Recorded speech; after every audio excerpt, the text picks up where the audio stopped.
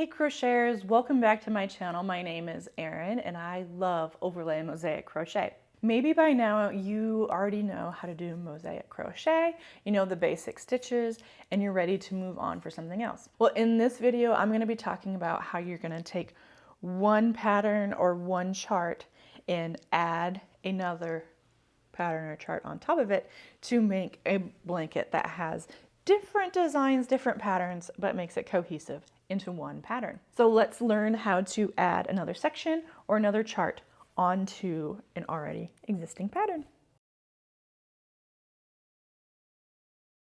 Have you ever worked up an overlay mosaic crochet project and you've wanted to incorporate other charts and other designs into it? Well, in this video, I'm going to teach you how to include this fun chart by LME Designs onto this pattern by Juniper and Oaks. This is the Mosaic Presents section, and we're going to be adding this Christmas pudding right on top.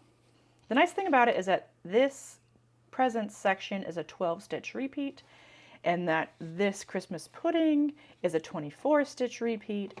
Since I have two presents, I can just crochet this up along on top. Sometimes you might have to adjust the pattern a little bit to make it work, but in this case, this will fit directly on top of this.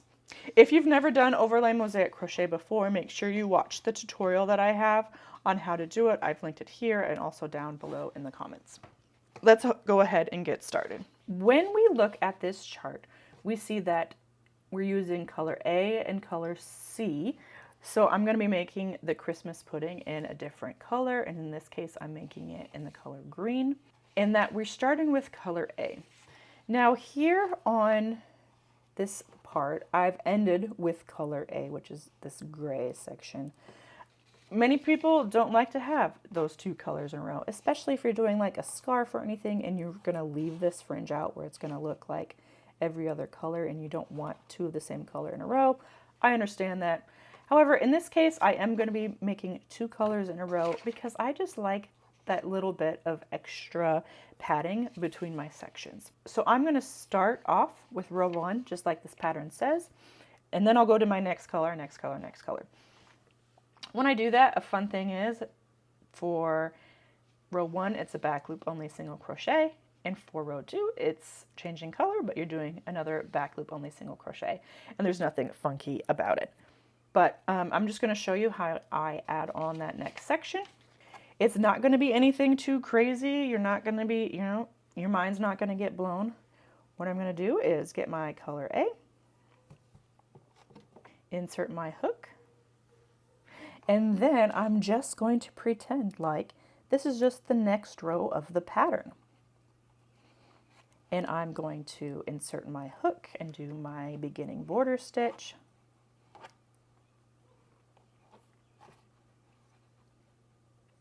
Like so. And then, like it says on the chart or the written instruction, we're just going to work back loop only single crochet all the way across, and then we're going to do our ending border stitch in the last.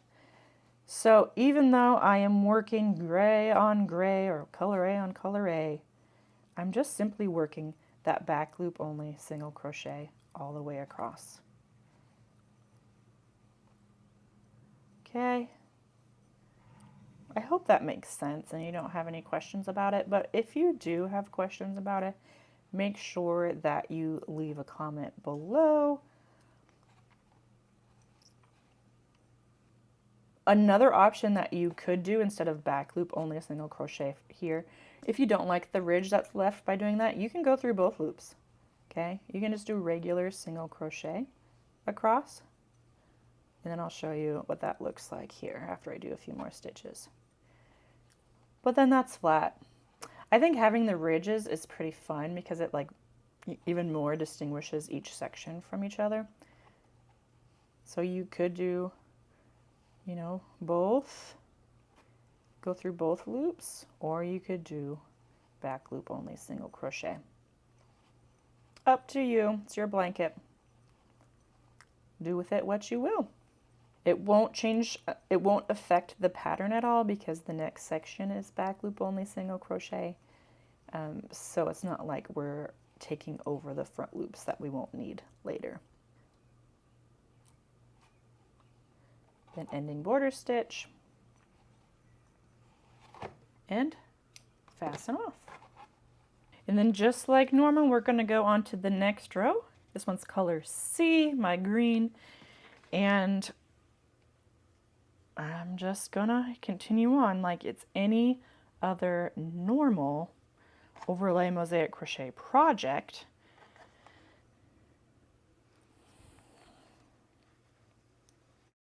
And I'm going to do my beginning border stitch, and I'm going to then do, according to the pattern, back loop only single crochet. I want to point out here once again that even though these boxes are white, which is a color A, and these ones are darker, color B, the way that overlay mosaic crochet works is even though it's white in the wrong color, the box is blank, right? There's no X in it. So it's just back loop only single crochet all the way across. Doesn't matter if the empty box is white or gray.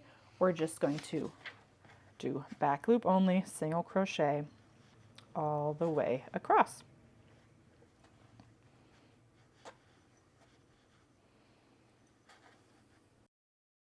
Now I'm going to just, for purposes for this video, I'm just going to let that go, and I'm going to grab my next color, my color A, and now I'm going to show you for row 3, color A, we have our beginning border stitch, and then we have 1, 2, 3, 4 front loop only double crochets, and then we have our long string, and then 1, 2, 3, 4. Okay, so I'm just going to show you, just to remind you, if this is only, you know, your second time crocheting a mosaic crochet chart. Okay, I'm going to show you what that front loop only double crochet stitch is. Okay, you're going to yarn over, and you're going to find the front loop here that's left over from doing the back loop only single crochet. Okay, and we work our double crochet. And what this does is now we are hiding the green. Remember, we were kind of confused that, oh no, this is white, but I'm using green yarn. Well, this X, this front loop double crochet, hides the green and makes it white. Okay, does that make sense? Okay, we work those stitches up, and it's just like normal. I hope that we were able to see that all. Anyway, just a quick little tutorial to teach you how to do that. If you need more instruction on how to make the stitches, make sure you go back and look at the tutorial on how to do this. Okay guys, what do you think? Was that easier than you thought it was? Really, you're just treating it like it's the next row of the blanket. Pretty simple. Now it just so happened that that chart was a perfect match to the counts of the pattern that I already had, so it worked out perfectly. Sometimes you're going to come across where you have extra stitches, and you're just going to kind of have to, you know, figure out how do I add stitches or remove some from the chart in order to make it work. Don't worry, I believe in you. You can do it. Please like this video so that more people can find it. Share it with a crochet friend who needs to learn this technique. Leave me a comment below with your own tips and tricks on how to make this work. And make sure you're subscribed to this YouTube channel. Hit that little bell so you're notified anytime I come up with any other mosaic, crochet, or yarn related content. Happy crocheting!